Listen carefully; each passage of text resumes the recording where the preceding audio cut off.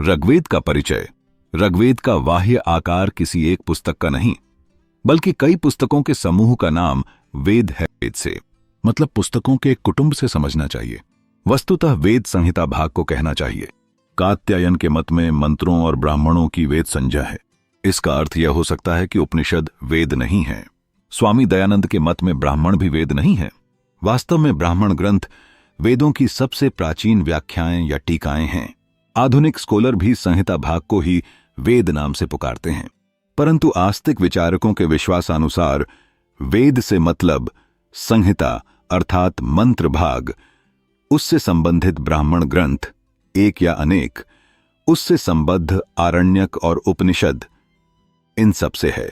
ब्राह्मणों के अंतिम भाग को ही आरण्यक कहते हैं और आरण्यकों के अंतिम भाग को उपनिषद कहते हैं।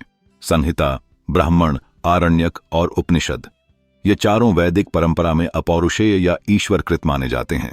प्रत्येक वैदिक संहिता की अनेक शाखाएं भी पाई जाती हैं। हर शाखा के मंत्र पाठ और क्रमों में कुछ कुछ भेद होता है। ऋग्वेद की 5 शाखाएं आज उपलब्ध हैं, अर्थात शाकल, वाशकल, आश्वलायन, कौशीतकी या सांख्यायन और ऐत्रेय। शुक्ल यजुर्वेद की 2 शाखाएं मिलती हैं, कान्व और माध्यन्दिन। इसी प्रकार कृष्ण यजुर्वेद की 5, सामवेद की 3 और अथर्ववेद की 2 शाखाएं उपलब्ध हैं। बहुत सी शाखाएं तो नष्ट हो गई हैं। सिद्धांत रूप में प्रत्येक शाखा का ब्राह्मण, आरण्यक और उपनिषद होना चाहिए।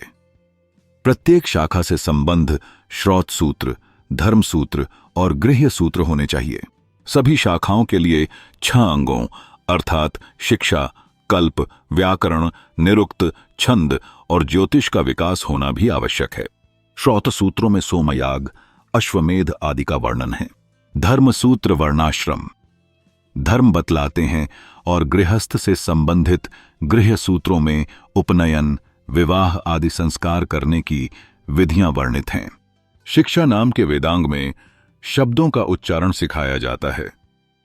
कल्प में यज्ञों की विधियां सिखाई जाती हैं। निरुक्त का वर्णन हम कर चुके हैं कि यह वैदिक साहित्य के शब्दों की उत्पत्ति और अर्थों की व्याख्या करने वाला ग्रंथ है। निरुक्त शब्द का अर्थ होता है निस्संदेह और स्पष्ट। व्याकरण, छंद शास्त्र और ज्योतिष शास्त्र के बारे में तो आप सभी जानते ही हैं। प्राचीन काल में वेद कंठ में रखे जाते थे और गुरु शिष्य परंपरा से उनके स्वरूप की रक्षा होती थी। परवर्ती युग में जब शिष्यों की बुद्धि मंद होने लगी, तब उपदेश करते करते थक कर उपदेशाय क्लायंतः अर्थात उपदेश देने से थके हुए क्लांत ऋषियों ने वेदों को ही लेखनीबद्ध कर डाला। ऋग्वेद के अधिकांश मंडल एक एक राशि और उसके कुटुंब से संबद्ध हैं। इसका अर्थ यह है कि किसी मंडल विशेष की रचना या ईश्वर से प्राप्ति एक विशेष ऋषि और उसके कुटुंबियों के द्वारा या माध्यम में हुई। आस्तिक हिंदू ऋषियों को मंत्र दृष्टा कहते हैं, मंत्र रचयिता नहीं। ऋग्वेद का 2, 3, 4, 5, 6, 7, 8वां मंडल क्रमशः गृत्समद, विश्वामित्र, वामदेव, अत्रि, भारद्वाज, वशिष्ठ और कण्व नाम के ऋषियों से संबद्ध है। शेष मंडलों में कई ऋषियों के नाम पाए जाते हैं। वेद को 6 अंगों सहित पढ़ना चाहिए। किसी मंत्र को उसके ऋषि, छंद और देवता को बिना जाने पढ़ने से पाप होता है। वेदों को धार्मिक ग्रंथों के साथ साथ दार्शनिक ग्रंथ या वैदिक साहित्य भी माना जाता है। इसलिए स्वाभाविक रूप से वैदिक ग्रंथ गुरुकुलों, आश्रमों, भारतीय विश्वविद्यालयों सहित दुनिया भर के कई विश्वविद्यालयों में अध्ययन का विषय हैं। अतीत को समझने के लिए एक प्राचीन साहित्य के रूप में भी एक अकादमिक पाठ्यक्रम में श्रुति ग्रंथों के बारे में सीखना आवश्यक है और वैदिक सभ्यता मानने वाले भारतीय जीवन पद्धति में अभ्यास के रूप में भी श्रुति परंपरा में वैदिक ग्रंथों का अध्ययन किया जाता है। इस प्रकार इन वेद मंत्रों का संकलन बड़े सुंदर और वैज्ञानिक ढंग से किया गया है। इसके आगे हम ऋग्वेद का ही विशेष वर्णन करेंगे। एक विषय के कुछ मंत्रों के समूह को सूक्त या स्तोत्र कहते हैं। ऋग्वेद इसी प्रकार के सूक्तों का संग्रह है। ऋग्वेद के कुछ सूक्तों की संख्या लगभग 1028 है। सबसे बड़े सूक्त में 164 मंत्र हैं और सबसे छोटे सूक्त में केवल 2 मंत्र हैं। कुल मंत्रों की संख्या लगभग 10,000 है। संपूर्ण ऋग्वेद मंडलों, अनुवाकों, सूक्तों और मंत्रों में विभक्त है। ऋग्वेद में 10 मंडल हैं। प्रत्येक मंडल में कई अनुवाक होते हैं और हर अनुवाक में अनेक सूक्त। एक दूसरे प्रकार का विभाग भी है जिसमें संपूर्ण ऋग्वेद को अष्टकों में बांटा गया है। हर अष्टक को वर्गों में और हर वर्ग को सूक्तों में बांटते हैं, परंतु पहला विभाग ही ज्यादा प्रसिद्ध है। ऋग्वेद की विषय वस्तु। ऋग्वेद के अधिकांश सूक्त देवताओं की स्तुति में लिखे गए हैं। इन सूक्तों का स्थान भी विशेष नियमों के अधीन है। आगे लिखा हुआ क्रम दूसरे से 7वें मंडल तक पाया जाता है। शेष मंडलों में ऐसा कोई नियम नहीं पाला गया है। सबसे पहले अग्नि की स्तुति में लिखे हुए सूक्त आते हैं, फिर इंद्र के सूक्त, उसके बाद किसी भी देवता के स्तुति विषयक सूक्त जिनकी संख्या सबसे ज्यादा हो रखे जाते हैं। अगर 2 सूक्तों में बराबर मंत्र हों तो बड़े छंद वाला सूक्त पहले लिखा जाएगा, अन्यथा ज्यादा मंत्रों वाला सूक्त पहले लिखा जाता है। लगभग 700-800 सूक्तों का विषय देव स्तुति है। बाकी 200-300 सूक्तों में दूसरे विषय आ जाते हैं। कुछ सूक्तों में शपथ, शाप, जादू, टोना आदि का वर्णन है। इन्हें अभिचार सूक्त कहते हैं। ऋग्वेद में इनकी संख्या बहुत कम है, परंतु अथर्ववेद में इनका बाहुल्य है। कुछ सूक्तों में विवाह, मृत्यु आदि संस्कारों का वर्णन है। 10वें मंडल में विवाह संबंधी सुंदर गीत हैं। उपनयन संस्कार का नाम ऋग्वेद में नहीं है। कुछ सूक्तों को पहेली सूक्त कहा जा सकता है। वह कौन है जो अपनी माता का प्रेमी है, जो अपनी बहन का जार है? उत्तर, सूर्य। द्युलोक के बालक होने के कारण उषा और सूर्य भाई बहन हैं जिनमें प्रेम संबंध है। सूर्यदेव आकाश का प्रेमी भी है। माता के प्रेमी से मैंने प्रार्थना की, बहन का जार मेरी प्रार्थना सुने, इंद का भाई और मेरा मित्र। ये माथुर्दिधिशुमश्रवम स्वसुरजारः शृणोतु मे, भ्राता इंद्रस्य सखा मम इत्यादि। गणित संबंधी पहेलियां महत्वपूर्ण हैं। ऋग्वेद में एक द्यूत सूक्त है। एक सूक्त में तो मेढकों का वर्णन भी दिया गया है। एक अरण्य सूक्त या वन सूक्त है। 4थे मंडल में घुड़दौड़ का जिक्र है। सरमा और पणियों की कहानी शायद नाटक की भांति खेली जाती थी। सरमा एक कुतिया जो देवताओं के गायों की रक्षा करती थी। एक बार पक्षिण लोग गायों को चुरा कर ले गए। सरमा को पता लगाने भेजा गया। सरमा ने गायों को खोज निकाला और इंद्र उन्हें छुड़ा लाए। ऋग्वेद में एक कवित्री का वर्णन है जिसका नाम घोषा था। उसके शरीर में कुछ दोष थे जिन्हें उसने अश्विनी कुमारों की प्रार्थना करके ठीक करा लिया। घोषा के अतिरिक्त विश्ववरा, वाक, लोपामुद्रा आदि स्त्री कवियों के नाम ऋग्वेद में आते हैं। यज्ञों के अवसर पर ऋत्विक लोग देवताओं की स्तुतियां गाते थे। ऋग्वेद को जानने वाला ऋत्विक होता है।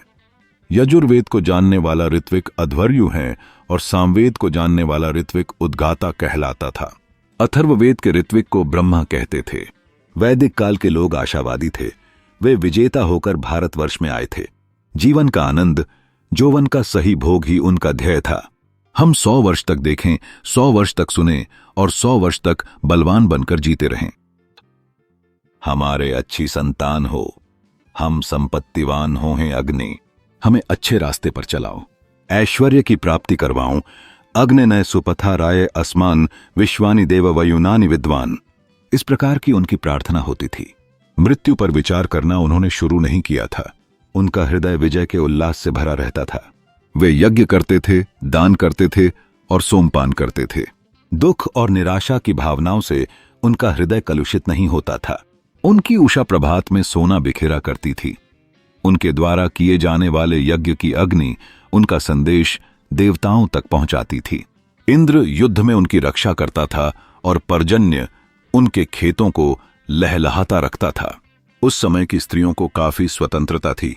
उनके बिना कोई यज्ञ, कोई उत्सव पूरा न हो सकता था। आर्य लोगों का विश्वास था कि वे मरकर अपने पितरों के पास पहुंच जाएंगे। देवता लोग अमर हैं, सोमपान करके, यज्ञ करके हम भी अमर हो जाएं। यह उनकी अभिलापा और विश्वास था। भारत के आयों की निरीक्षण शक्ति तीव्र थी। उनके ज्योतिष संबंधी आविष्कार इसका प्रमाण है। वे स्वभाव से ही प्रकृति प्रेमी और सौंदर्य उपासक थे। वे प्राकृतिक शक्तियों और समाज दोनों में नियमों की व्यापकता देखना चाहते थे। प्रकृति के नियमित गति परिवर्तनों की व्याख्या कैसे की जाए? आर्यों ने कहा कि प्राकृतिक घटनाओं के पीछे अधिष्ठाता देवताओं की शक्ति है। उन्होंने प्राकृतिक पदार्थों में देव भाव और मनुष्यत्व का आरोपण किया।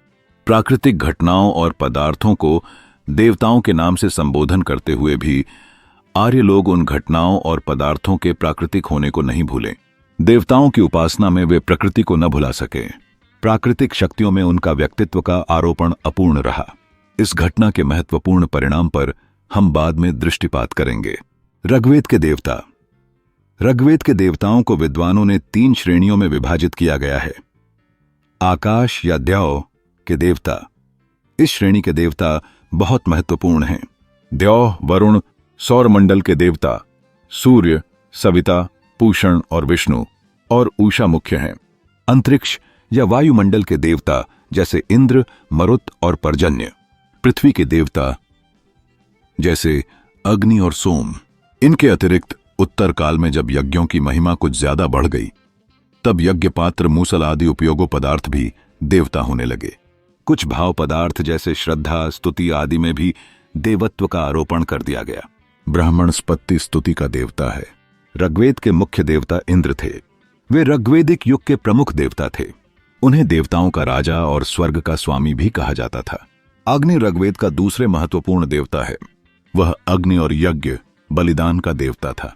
सोम भी ऋग्वेद के महत्वपूर्ण देवता थे। वे पौधों के देवता थे, जिसका उपयोग धार्मिक अनुष्ठानों में किया जाता था। ऋग्वेद के एक अन्य देवता रुद्र थे। वे हवा और तूफान के देवता थे। एक अन्य देवता विष्णु ब्रह्मांड के संरक्षक माने जाते थे। वरुण भी एक महत्वपूर्ण देवता थे। वे जल और वर्षा के देवता थे। वे रथ के संचालक थे। मित्र ऋग्वेद के अन्य महत्वपूर्ण देवता थे। वे मित्रता और गठबंधन के देवता थे।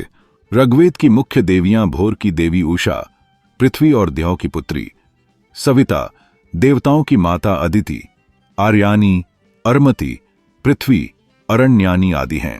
विज्ञान की दृष्टि से वैदिक काल में आर्य लोग ने न केवल समाज को व्यवस्थित करने का प्रयास किया, बल्कि प्राकृतिक नियमों को समझने की भी कोशिश की।